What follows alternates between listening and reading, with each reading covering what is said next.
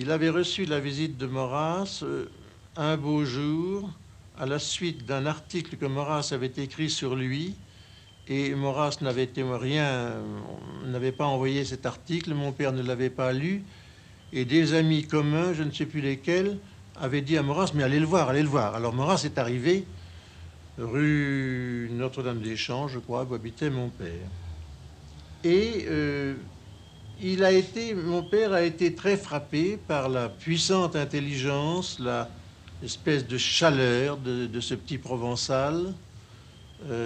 C'est à l'époque d'ailleurs où lui-même songeait à Bérénice. Enfin, il y a eu un ensemble de choses, Aigues-Mortes, etc. Et quelquefois, mon père disait, il couperait toute la forêt pour se faire une canne, n'est-ce pas? Ça, il a eu ce sentiment-là. Seulement, il ne l'exprimait guère parce qu'il trouvait ça peu digne, et puis qu'après tout, il n'y pouvait rien.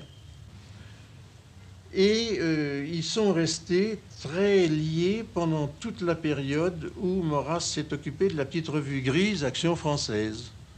Il y a toute une correspondance, d'ailleurs vous avez peut-être vu la correspondance Barrès-Maurras, tout ça se voit.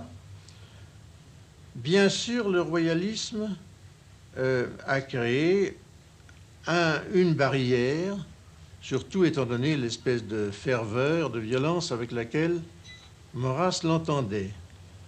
Mais enfin, ma mère, qui reflétait la pensée de mon père, m'a toujours dit « Souhaitons que Maurras soit mis en prison, car il est le seul à pouvoir écrire le livre qu'il faudra écrire sur ton père. » Voyez-vous à peu près tout de même comme ça se situait.